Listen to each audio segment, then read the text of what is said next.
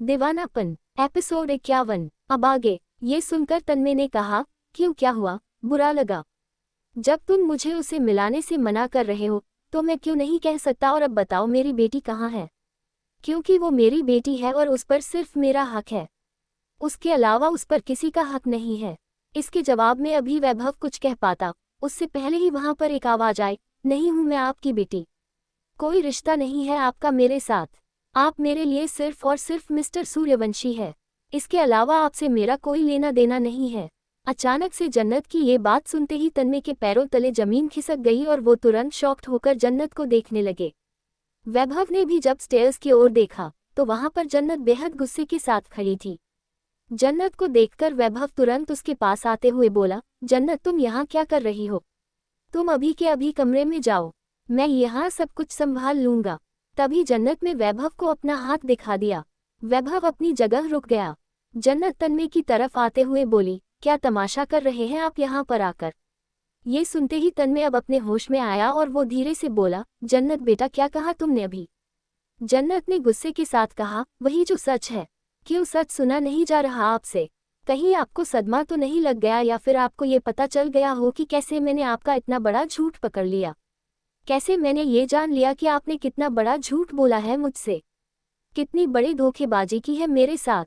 ये सुनते ही अब तन्मय फिर से हैरान रह गया और वो हकला कर बोला, नहीं, ऐसा नहीं हो सकता, तुम्हें इसके बारे में नहीं पता चल सकता, ये झूठ है, ऐसा नहीं हो सकता। ये कहकर वो आगे आया और तुरंत उसके हाथ को पकड़कर बोला, चलो घर चलो, तुम्हारी मॉम तुम्हारा इंतजार कर रही है। ये कहकर वो उसे लेकर जाने लगा तो जन्नत ने गुस्से से अपना हाथ छुड़ाकर कहा, किसकी मॉम और कौन सा घर? किस घर की बात कर रहे हैं आप और कौन सी मॉम इंतजार कर रही है मेरा? ये सुनते फिर से तन्मय के कदम रुक गए और वो ना समझी में बोला, जन्नत बेटा तुम्हें हुआ क्या है? तुम आखिर ऐसे बिहेव क्यों कर रही हो? ये कहते कहते उसकी नज़र वैभव पर गई। वैभव को देखते ही तन्मय ने गुस्से के साथ कहा, कहीं ऐसा तो नहीं कि ये सब कुछ इस वैभव ने किया हो? क्योंकि ये मेरा दुश्मन है और जरूर इसने तुम्हें मेरे खिलाफ भड़काया है। लेकिन तुम फिक्र मत करो, मैं तुम्हें सब कुछ समझा दूंगा और मैं इसे भी सबक सिखाऊंगा और आज के बाद तुम्हें इसके पास भी आने की जरूरत नहीं है, क्योंकि ये एक घटिया इंसान है। अब चलो मेरे साथ। ये कहकर वो फिर से उसे लेकर बाहर जाने लगा। लेकिन तभी गुस्से के साथ जन्नत ने अपना हाथ दूर झटक लिया और दांत पीसकर बोली, किसी दूसरे पर इल्जाम लगाने से पहले खुद के गिरेबान में भी झांक लीजिए मिस्टर सूर्यवंशी। एक बार फिर से मिस्टर सूर्यवंशी शब्द सुनकर तन्मय को झटका सा लगा जिससे उसका दिल बुरी तरह टूट गया हो और वो हक्का बक्का रह गया। तभी वैभव जन्नत को संभालते हुए बोला, जन्नत पहले तुम शांत हो जाओ। जन्नत ने गुस्से के साथ कहा, क्या शांत हो जाओ वैभव? आखिर क्यों शांत हो जाऊं? क्या आपको समझ नहीं आ रहा है कि आप पर गंदे इल्जाम लगाए जा रहे हैं, जबकि आपने तो हमेशा से मेरा साथ दिया। गलत तो इन लोगों ने किया है मेरे साथ और सबसे बड़ा गलत तो उनके बेटे ने किया। तभी तो मैं सोचूं कि आखिर रिधान को मुझसे इतनी नफरत क्यों थी, क्योंकि रिधान को पहले पता था कि मैं न तो उसकी कोई बहन हूं और न ही इनके खानदान की बेटी। इसीलिए तो वो मुझसे हमेशा जानवरों जैसा बिहेव करता था और मैं उसे अपना भाई समझती थी। मुझे तो अब उसे इंसान समझने में भी नफरत हो रही है। ये सारी बातें तन्मय भी सुन रहा था और आखिर में वो वैभव को देखकर बहुत ही शांत आवाज में बोला, क्या किया तुमने मेरी बेटी के साथ? क्या किया, साफ साफ बताओ मुझे। इसी के साथ तन्मय बेहद गुस्से के साथ आगे बढ़ा और उसने एक जोरदार पंच वैभव के मुंह पर मार दिया। वैभव 2 कदम लड़खड़ा गया। ये देखकर जन्नत हैरान रह गई और वो तुरंत घबरा कर बोली, वैभव आप ठीक तो है? तन्मय आगे बढ़ा और वैभव के मुंह पर मारते हुए बोला, सच सच बताओ क्या पट्टी पढ़ाया तुमने मेरी बेटी को? ऐसा क्या उसे बताया कि वो एक ही रात में हमारे साथ ऐसा बिहेव कर रही है? ये सुनते ही वैभव ने गुस्से के साथ कहा, मैंने नहीं, ये सारी गलती आपके बेटे की है। अपने बेटे से पूछिए कि आपके बेटे ने क्या किया है। रिधान के बारे में ये सुनकर तन्मय ने हैरानी से जन्नत को देखकर कहा, जन्नत बेटा रिधान ने क्या किया तुम्हारे साथ? कहीं उसने कोई बदतमीजी तो नहीं की? तुम ठीक हो ना? लेकिन तुम तो कल अपने कॉलेज पार्टी में गई थी, तो फिर ये सब कुछ? तभी जन्नत ने गुस्से के साथ कहा, मिस्टर सूर्यवंशी अब तो अपना सच बता दीजिए। आखिर अब कब तक आप ये सब कुछ छुपाते रहेंगे? मुझे पता चल चुका है कि मैं आपकी बेटी हूँ ही नहीं और ना ही सूर्यवंशी खानदान की बेटी हूँ। इसलिए प्लीज़ ये बात में मुझे अपनी बेटी कहना बंद कीजिए। क्योंकि जब भी मैं आपके मुंह से खुद के लिए बेटी शब्द सुन रही हूँ तो मुझे गुस्सा आ रहा है, नफरत हो रही है, चिढ़ हो रही है।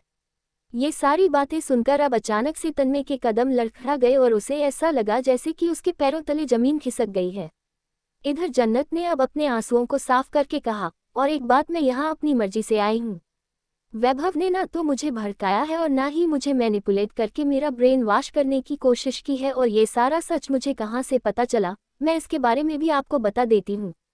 ये सारा सच मुझे आपके बेटे ने बताया है कि मैं उस खानदान की बेटी नहीं हूँ। और सच कहूँ तो पहले मुझे बहुत तकलीफ हुई थी ये जानकर कि मैं अब उस खानदान की बेटी नहीं रही, लेकिन अब ये सोचकर मुझे अच्छा लग रहा है कि अच्छा हुआ मैं ऐसे खानदान की बेटी नहीं हूँ जहाँ के लोग आप जैसे हैं, जो झूठे और मक्कार हैं, जो सिर्फ दिलों के साथ खेलना जानते हैं।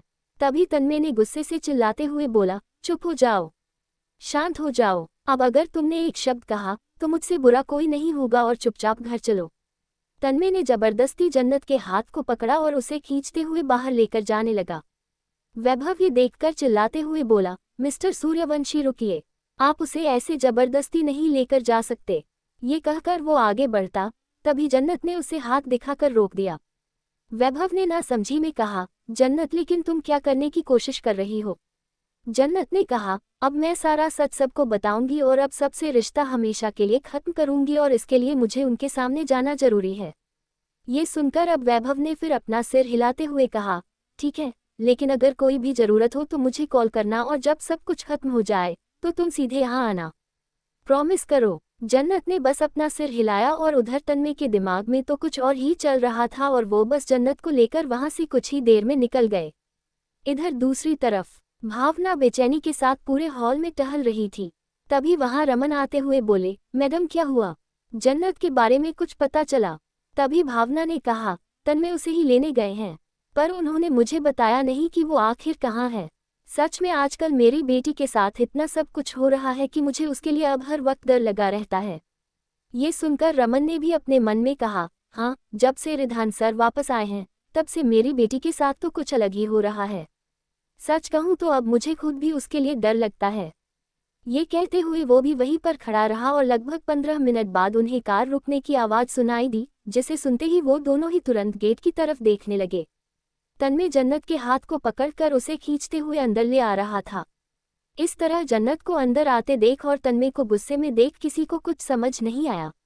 रमन तुरंत आगे आते हुए बोला, बॉस क्या हुआ, जन्नत ठीक तो है ना? ये कहते हुए उसने जब जन्नत के चेहरे को देखा तो एक पल के लिए हैरान हो गया। जन्नत की आंखें आंसुओं से भीगी हुई थी। भावना भी ये सब कुछ देखकर ना समझी में बोली, आखिर ये सब चल क्या रहा है, हुआ क्या है, क्या कोई मुझे बताएगा? तभी जन्नत को देखकर तन्मय ने गुस्से के साथ कहा, समझाओ अपनी बेटी को, पागल हो गई है ये, पता नहीं कैसी बेफिजूल की बातें कर रही है। इसे लगता है कि मैं इसका बाप नहीं हूँ और तुम इसकी माँ नहीं हो।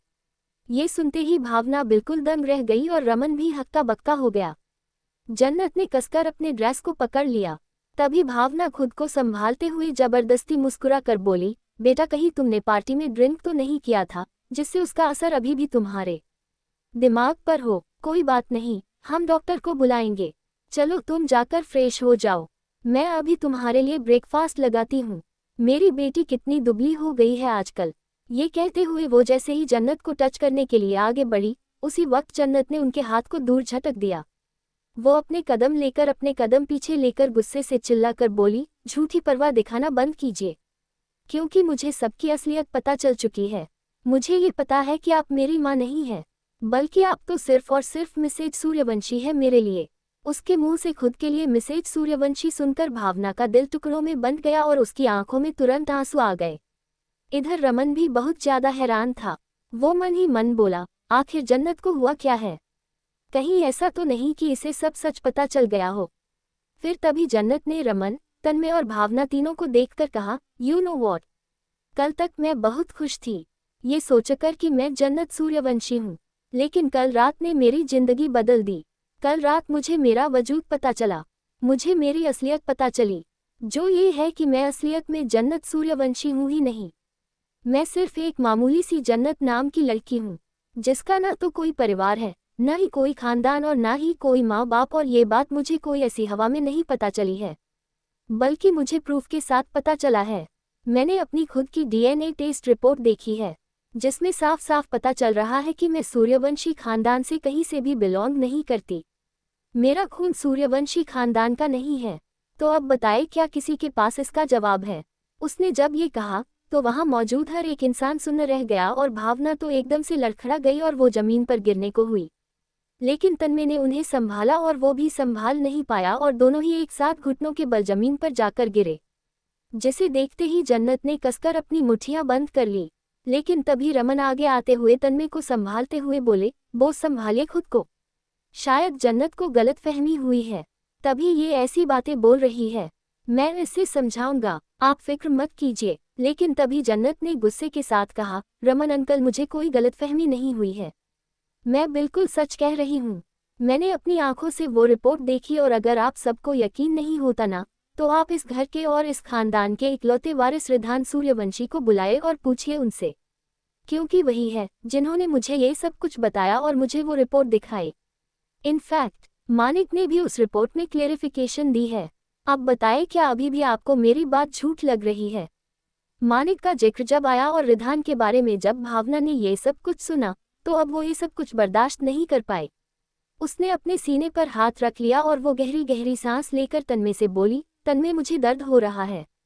तन्मय ये सुनते ही अपने होश में आए और तुरंत भावना को पकड़कर बोले, भावना क्या हुआ तुम्हें? संभालो खुद को। लेकिन भावना के चेहरे पर पसीने आने लगे और वो हकला कर बोली, ये हमारी बेटी ऐसा क्यों बोल रही है? तन्मय मुझे लगता है कि मैं मर जाऊंगी, मुझे बहुत दर्द हो रहा है। इसी के साथ अचानक से भावना की आंखें बंद हो गई और उसकी आवाज भी आना बंद हो गई, जिसे देखते ही तन्मय जोर से चिल्लाया, भावना। और वही जन्नत ने भी जब ये देखा तो वो भी तुरंत चिल्लाते हुए बोली, मॉम। तभी तन्मय ने हड़बड़ी के साथ भावना को अपने गोद में उठाते हुए कहा, भावना तुम्हें कुछ नहीं होगा, मैं तुम्हें कुछ नहीं होने दूंगा, हम अभी के अभी हॉस्पिटल चलते हैं। ये कहकर वो गुस्से से रमन से बोला, कार निकालो, हमें हॉस्पिटल जाना है, शायद इसे हार्ट अटैक आया है। हार्ट अटैक का नाम सुनते ही जन्नत के पैरों तले जमीन खिसक गई और वो हकलाते हुए बोली, क्या हार्ट अटैक? पर तभी तन्मय भावना को वहां से लेकर जाते हुए दर्द में जन्नत से बोला, जन्नत बेटा मुझे पता है कि तुम सब कुछ जान गई हो, लेकिन तुमने जिस तरह से ये बात अभी भावना के सामने कही है, शायद तुम्हें ऐसे नहीं कहना चाहिए था। वो तुमसे बहुत प्यार करती थी, जान से ज्यादा तुम्हें चाहती थी वो, पर शायद आज तुम ही उसके जान जाने की वजह बन रही हो। खुद के लिए ऐसे शब्द सुनते ही जन्नत बिल्कुल टूट गई और वही धम्म से जमीन पर जा गिरी और इधर तन्मय उसे लेकर वहां से सीधे बाहर निकल गया और जन्नत बस उन्हें जाते हुए देखते रह गई। क्या लिखा है जन्नत की डेस्टिनी में, क्या होने वाला है अब जानने के लिए अगले एपिसोड सुने।